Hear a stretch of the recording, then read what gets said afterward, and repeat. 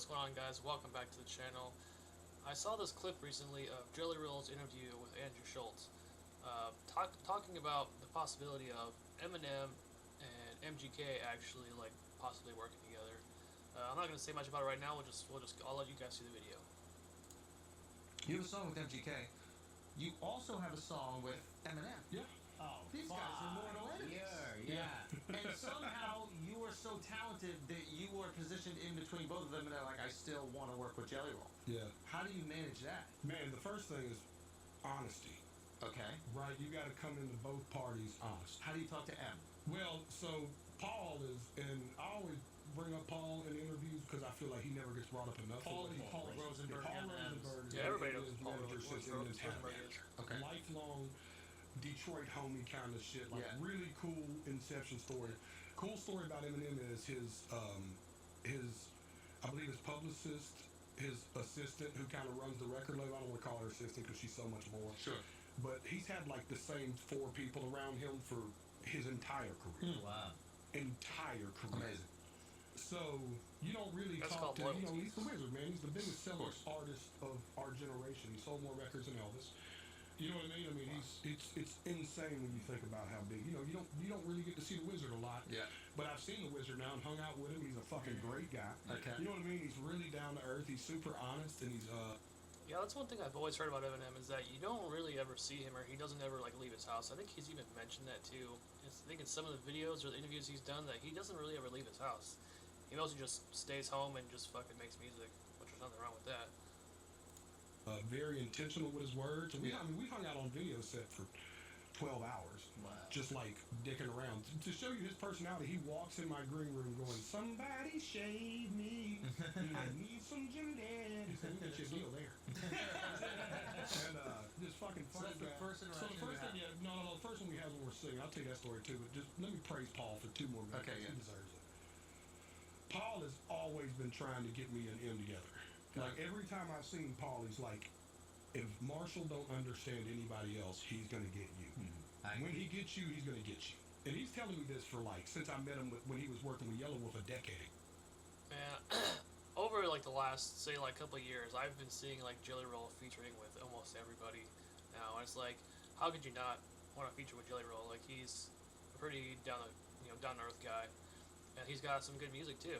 I like some of his stuff, so it doesn't surprise me that everybody wants to work with him. Oh wow. Wow. You know what I think it wasn't it was kind of recently. I don't remember when it was exactly, but I've been noticing that everybody's working with Jelly Roll except the one thing obviously was Eminem, and then I actually saw up on YouTube a video that was Eminem featured with Jelly Roll or whatever it was, and I was like, how you see all those videos on YouTube where people remix them or remake them, whatever, and they're usually just fake videos of artists working together and whatnot. So usually I thought it was just a fake video, but then no, it actually really was Jelly Roll and Eminem, which I was kind of surprised, but yeah. What I mean? So Paul has been that champion for me the whole way. So Paul calls and he's like, send me the Save Me record. And I'm like, y'all mind if I tell the story first? Because it's hard to get it on. Please. Yeah. Because I don't think I've told this one like this. So Paul calls and he's like, send the stems to the Save Me record. He calls John Manili, my manager. Now keep in mind, John Manili managed Jay for a while. So they've already worked. They're friends for real for 30 years now. They've been in the business together for 25 years. So he hits John Manili. He's like, yo, send over Save Me. I think Marshall wants to fuck with it. Wow. And that's all he said. So me, I'm like, you know how rap works. I'm like, I'm fixing to get an Eminem remix.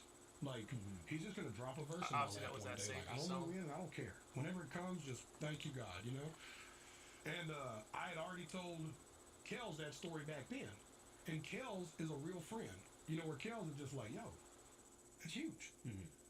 Keep me posted. You know what I'm saying? He's cheering for me. At heart, his heart is you know what I mean? Yo, man, you don't have a problem. Kells being MGK. Kells being MGK. He's like, yo, you don't have a problem. So this is I probably shouldn't town stamp it too much. This is 18 months ago. Oh wow. Yeah, so I get to the point I don't think it's coming. Yeah. I'm kind of just it didn't happen. It's whatever. It works. And then I get the call. It's like, yo, it's going on the record. It's closing the record. I'm like, I never knew.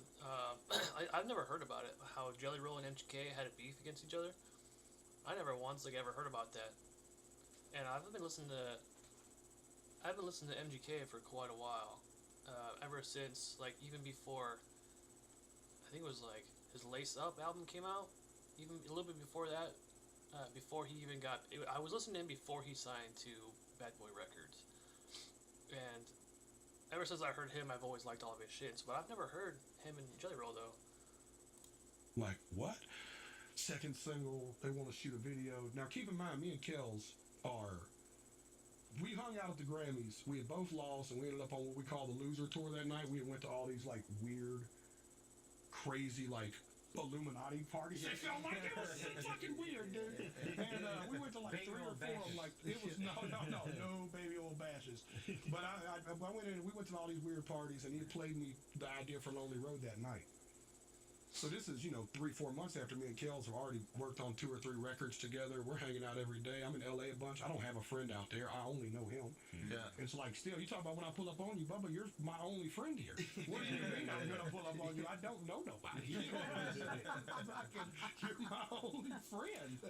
You would think that all these rap artists have like tons and tons of friends, but in reality, it's like, I mean, I guess I can kind of empathize with that. As you're really famous, but yet like you only want your like small circle of friends around you.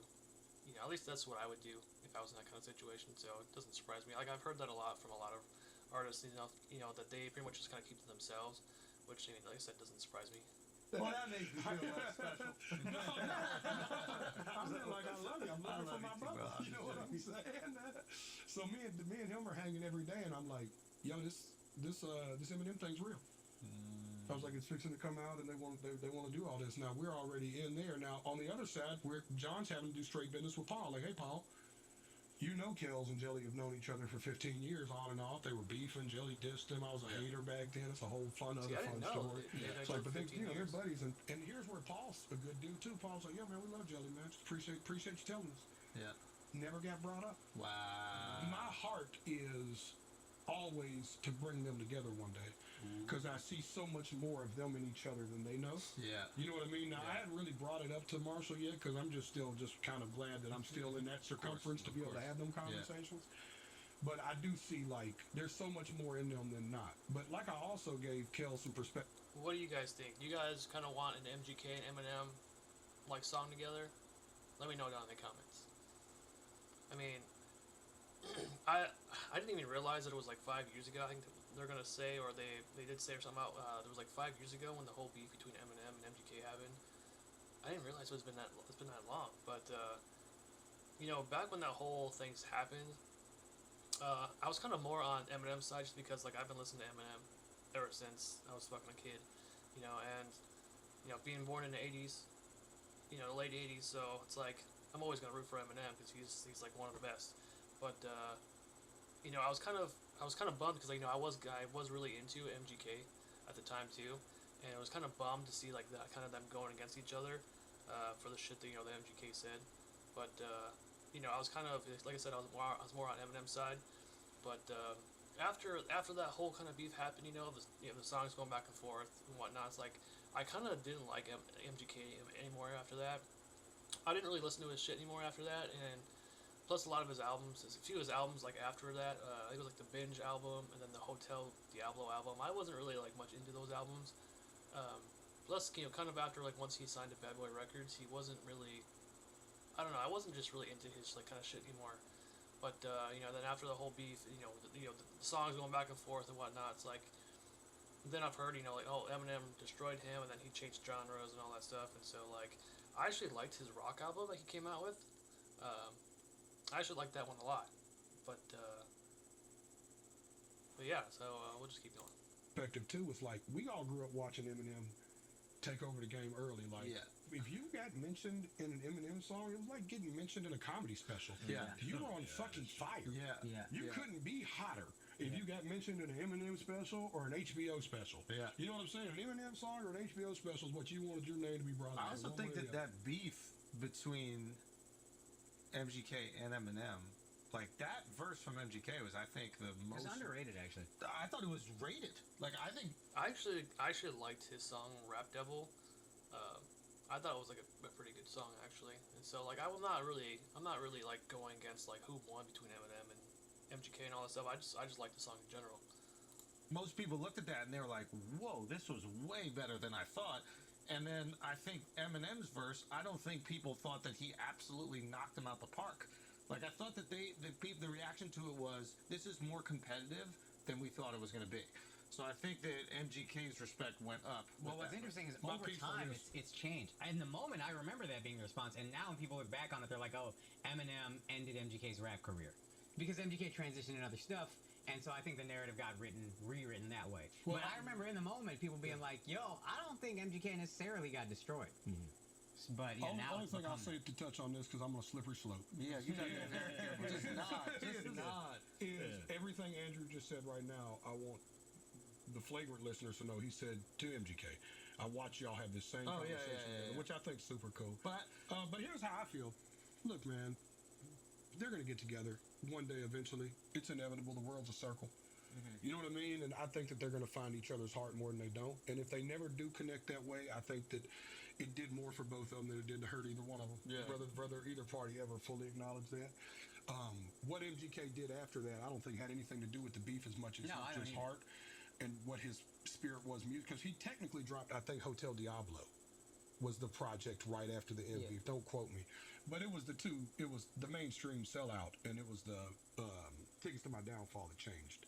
yeah. We're talking about Yeah, Tickets to My Downfall was couple one of the album I biggest albums. They'll go down as the biggest albums of this generation in pop, in pop punk and punk rock, and maybe in rock and roll. Like new music from new recording artists in 10 years of rock music. I think those albums will be the biggest selling.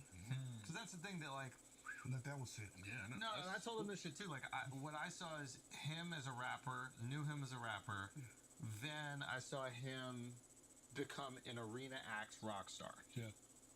And I knew that I was getting old because I was like, what is happening? What happened?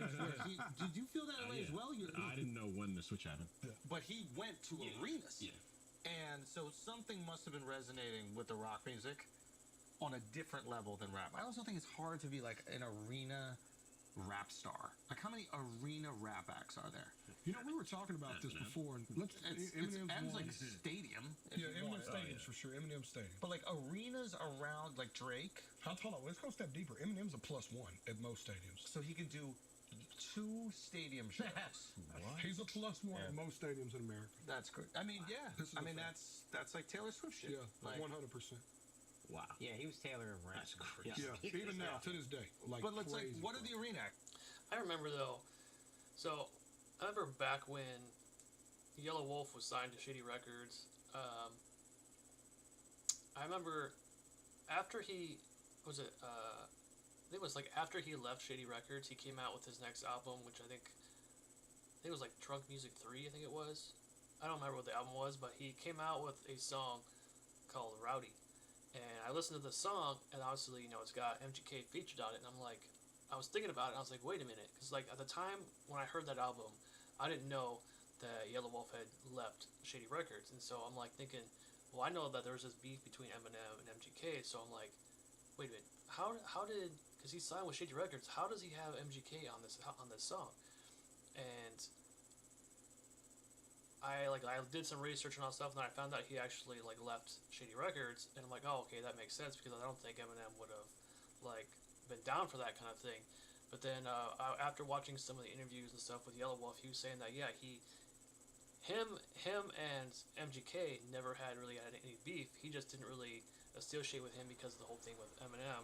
But they did that song together, and I guess Eminem was like, he was okay with it, you know, after he had left Shady Records and all that stuff. He's like, yeah, man, just release it or whatever.